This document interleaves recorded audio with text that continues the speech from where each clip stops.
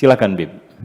Ya, Buya, seringkali masyarakat ini kurang bahagia, terutama masyarakat kita, karena menjadi korban penipuan dan korban kebohongan dalam bentuk apapun. Nah, orang yang suka menyebarkan kebohongan itu dikatakan memiliki sifat karakter dajjal. Saya ingin penjelasan dari Buya. Dajjal ini adalah musuhnya Nabi. Kalau Nabi itu adalah duta kebahagiaan Tuhan yang selalu berbagi kebahagiaan. Kalau Dajjal duta kebohongan, dia selalu berbagi kebohongan, penipuan dengan mengatasnamakan apapun, kadang-kadang juga mengatasnamakan agama. Nah, Dajjal itu sebenarnya seperti apa, Buya? Apa bisa nggak kita tafsirkan Dajjal dalam pengertian yang umum? Ada juga mungkin penafsiran-penafsiran secara tekstual. Itu saya ingin penjelasan dari Buya. Oke, itu saja. Terima kasih. Terima kasih. Kita mesti sadari lagi tentang Dajjal ini, Beb. Saya melihatnya bahwa Dajjal ini menurut pendapat saya hanyalah simbol-simbol saja. Bukan secara fisikly seperti di dalam kitab-kitab kuning yang saya baca, itu tingginya Dajjal, dia kalau kakinya ke lautan itu sampai ke mata kaki, ya, lautan Atlantik itu hanya semata kakinya, segede apa itu. Kemudian dia bisa masuk ke rumah semua orang, kemudian dia bisa berbahasa apa saja. Nah, jangan-jangan Dajjal ini Mbah Google barangkali. Dia bisa berbahasa apa saja, bisa masuk ke dalam rumah-rumah orang yang menyebabkan anak-anak kita jadi tidak sholat maghrib. Ya, asik sih nonton Google. Nah, mungkin Dajjal mah Google ada LO-nya sama ya, Google Dajjal. Kayak gitu. Ya. Dan matanya satu. Ya. Jadi bermata satu Dajjal, Illuminati.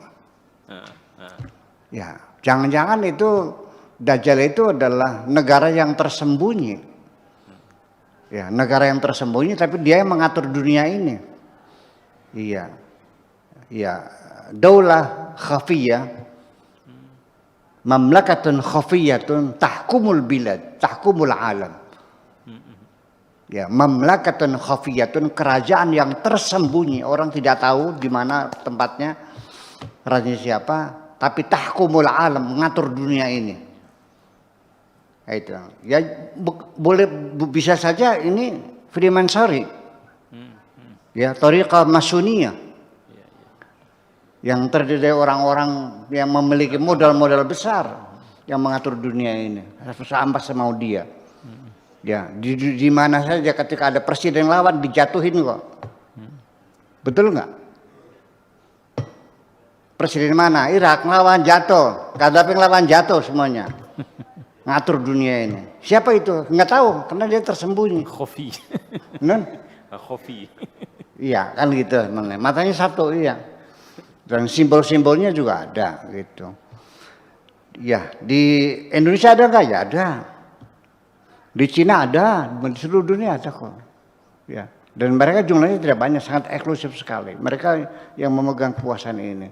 Jadi Dajjal itu adalah sebagai simbol saja bahwa itu adalah suatu kekuatan ya yang luar biasa yang bisa mengatur dunia ini dan sangat tersembunyi sekali. Jadi ya, kita jangan berimajinasi makhluk besar ya, raksasa kayak raksasa besar setinggi apa gitu ya, sampai kepalanya dimega, ya nggak semacam itulah kira-kira. Ya, jadi begini nanti pada akhirnya kita dalam membaca Al-Quran, apakah itu tentang Dajjal? Apakah tentang Ya'juj wa Ma'juj? Apakah itu Nabi Musa belajar sama Nabi Khidir? Ataukah Qabil dan Habil yang saling membunuh lalu akhirnya burung gagak ya memberikan pelajaran kepada Habil bagaimana mengubur saudaranya? Ini Al-Quran ini. Saya tidak terlalu menuntut pembenaran historisnya. Saya tidak dituntut untuk mencari artefak-artefak pembuktiannya, di mana ketemunya Nabi Khidir dengan Nabi Musa, di lautan mana, apa ini, tangga berapa, di mana. Saya nggak ada urusan. Yang penting qasas Al-Quran ini Yang penting adalah wusulul mawa'id ila anfusina, yaitu sampainya mawa'id, nasihat-nasihat, motivasi-motivasi yang bisa kita pahami, itu yang paling penting. Adapun Nabi Musa lupa ikannya di atas batu, dibantunya di mana, Majma'ul Bahrain di mana, ya antara lautan yang tawar dan lautan asin, itu Iskandar Dzulkarnain ceritanya dan sebagainya. Kita tidak menuntut harus pembuktian secara historis terjadi demikian tanggal sekian, enggak, karena Al-Quran adalah sifatnya mawa'id. Yang penting mau'idhahnya saja yang bisa kita paham, ya sudah selesai. Saya kira mungkin seperti itu, ya. Coba kata-kata dajjal sendiri, dal, jim, la, itu artinya pemalsuan, penipuan. Ya, dajjal, mudajjal, dajjalun. Jadi kata-kata dajjal itu seorang penipu, seorang pendusta. Pembohong. Itu dalam bahasa itu namanya ya dajjal. Jadi bukan nama orang namanya dajjal, tapi adalah sebagai sifat yang berlaku umum. Siapapun yang tukang penipu besar, atau kalau dalam bahasa Inggrisnya namanya notorious, ya. Bukan kriminal tapi notorious, satu penjahat besar lah. Gitu.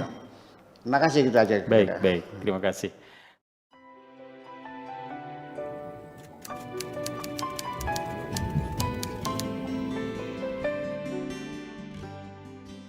Aku hanya ingin berbagi kebahagiaan dan tidak menggurui siapapun. Terlalu sulit bagiku untuk menyalahkan siapapun. Akan tetapi apabila ada orang yang ingin mengisi raporku, tentu aku sangat gembira sekali. Dan kujamin aku tidak akan sakit hati sedikit pun.